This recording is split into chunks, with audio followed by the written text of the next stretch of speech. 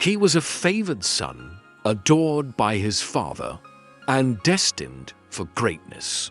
He was given visions of stars bowing down, of sheaves of wheat paying homage, and a coat of many colors that set him apart. His future seemed bright, ordained by God himself. But this favor ignited a fire of jealousy in the hearts of those closest to him, his own brothers. They could have celebrated his dreams, protected their younger sibling, and trusted in the plan of God.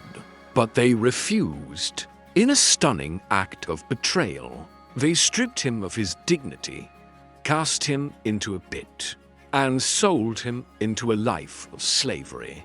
And in doing so, they became the unwitting villains in a story that would test a nation, reveal the heart of forgiveness, and preserve the family that would one day bring deliverance to the world. This is not merely a story of family drama. It is a story of shocking envy, calculated cruelty, and the journey of a young man who was abandoned by everyone but his God.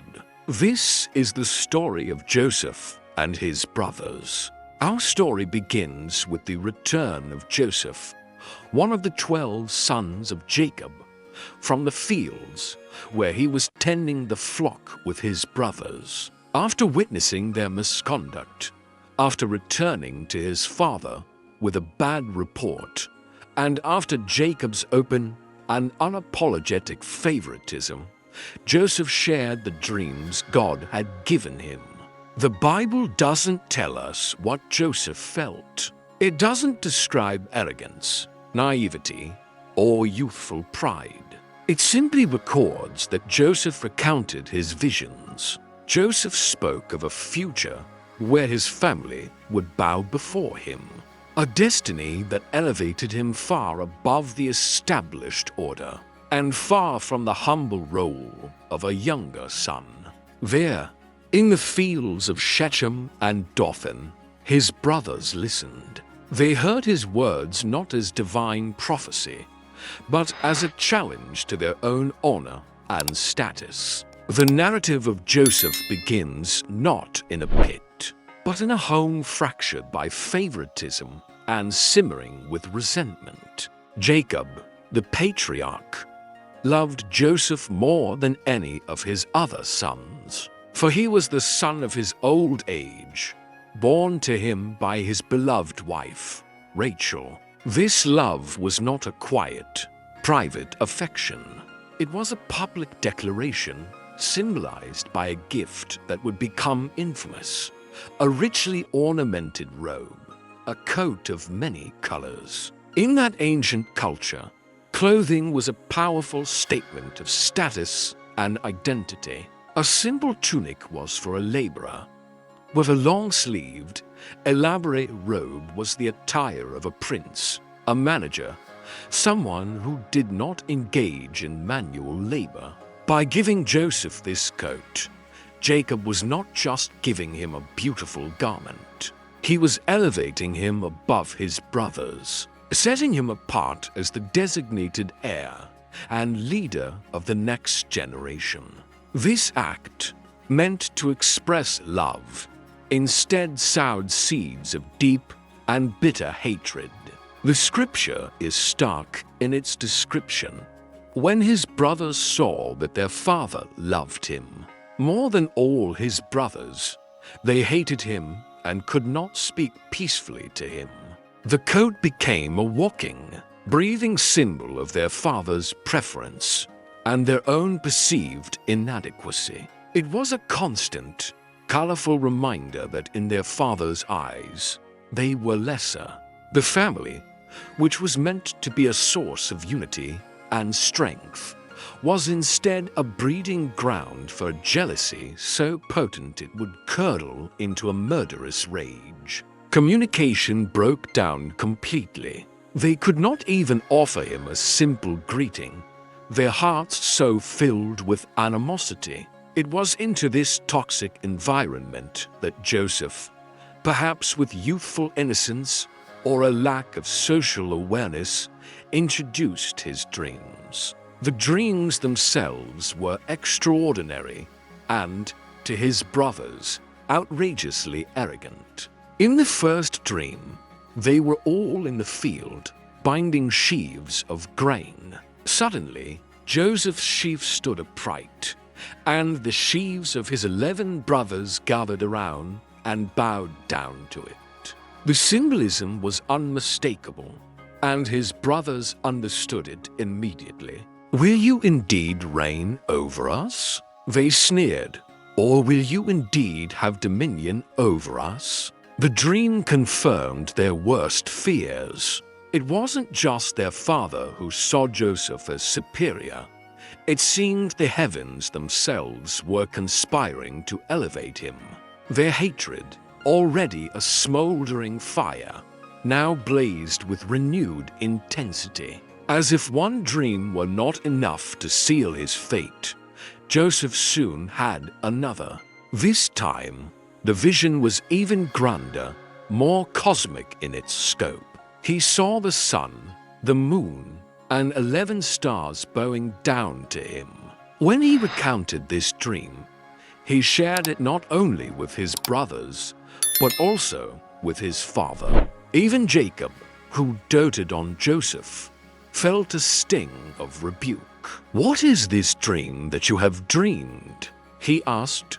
"Shall your mother and I and your brothers indeed come to bow ourselves to the ground before you?" Yet, the Bible tells us something crucial.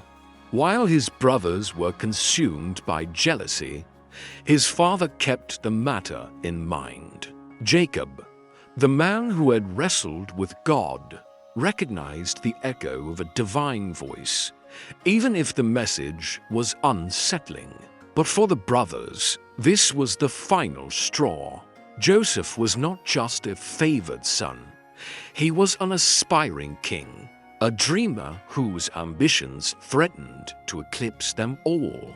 The dreams, which were a roadmap of God's sovereign plan, were seen only as a testament to Joseph's insufferable pride. The stage was now set for a confrontation, not with words, but with an act of violence that would tear their family apart and send ripples through generations to come. The opportunity for betrayal arrived under the guise of family duty. The 10 older brothers had taken their flocks to graze in Shechem, a journey of some 50 miles from their home in the valley of Hebron. When they were gone for some time, Jacob, concerned for their welfare, called upon Joseph. "Go and see if it is well with your brothers and well with the flocks," he instructed, "and bring back word to me." Unaware of the danger and obedient to his father, Joseph set out on a journey that would irrevocably alter the course of his life. He was a solitary figure, a boy of 17, clad in his coat of distinction, walking into a crucible of hatred that had been simmering for years. When he arrived in Shechem, his brothers were nowhere to be found. A stranger, perhaps an angel in disguise or simply a kind local, found him wandering in the fields. Learning of his quest, the man informed him that his brothers had moved on to Dothan, another 10 to 15 miles north. Joseph pressed on, his determination to fulfill his father's request leading him ever closer to the trap they had laid. From a distance, the brothers saw him coming. They did not see their sibling, their father's son. They saw the dreamer, the teller of tales, the walking embodiment of their own insecurities, wrapped in that hated, beautiful coat. In that moment, a dark conspiracy was born. "Here comes this dreamer," they said to one another, their words dripping with sarcasm and malice. "Come now, let us kill him and throw him into one of the pits." Then we will say that a fierce animal has devoured him, and we will see what will become of his dreams. Their plan was brutal and final. They would not only eliminate Joseph, they would mock the very dreams that had so infuriated them. It was a rebellion not just against their brother, but against the destiny he represented. The voice of reason, however faint, came from the most unlikely of sources: Reuben, the eldest. As the firstborn, Reuben bore a unique responsibility for the welfare of his younger brothers. Perhaps driven by a flicker of conscience or a fear of his father's wrath, he intervened. "Let us not take his life," he urged. "Shed no blood. Cast him into this pit here in the wilderness, but do not lay a hand on him." Reuben's motive was not entirely pure. The Bible tells us his secret plan was to rescue Joseph later and restore him to their father. He proposed a compromise that would satisfy their immediate rage without staining their hands directly with his blood. His words were just persuasive enough. The brothers, their murderous intent momentarily curbed, agreed to the revised plan. As Joseph approached, innocent and unsuspecting, they descended upon him like a pack of wolves. They seized him, and in an act of symbolic violence, they tore the magnificent coat from his back, the very symbol of his status and their resentment. They stripped him not only of his robe, but of his identity, his favor, and his freedom. Then they took him and hurled him into an empty cistern, a dry pit in the ground from which there was no escape. They had silenced the dreamer, and then, in a chilling display of callous indifference, they sat down to eat a meal. As Joseph languished in the darkness of the pit, his cries for mercy likely echoing from the depths, his brothers shared food, their consciences seemingly untroubled by the heinous act they had just committed. They had disposed of their problem, and now it was time for lunch. The cruelty is breathtaking in its simplicity. The shared meal, normally a symbol of fellowship and unity, became a sacrament of their betrayal, a quiet celebration of their crime. But as they ate, their plans were about to change once more, guided by the cold logic of profit and the hidden hand of God's providence. As the brothers finished their meal, their gaze lifted to the horizon, and they saw a caravan approaching. It was a traveling company of Ishmaelites, distant cousins descended from Abraham, on their way to Egypt with a cargo of spices, balm, and myrrh. It was Judah, the very brother whose lineage would one day produce the Messiah, who saw a new opportunity, a different kind of evil. A more calculated and pragmatic wickedness took hold of him. What profit is it if we kill our brother and conceal his blood? He asked. His argument was not one of morality, but of economics. Come, let us sell him to the Ishmaelites, and let not our hand be upon him, for he is our brother, our own flesh. This twisted appeal to kinship, acknowledging Joseph as their brother only to assign him a monetary value, was tragically persuasive. Killing him brought no gain and carried the guilt of fratricide.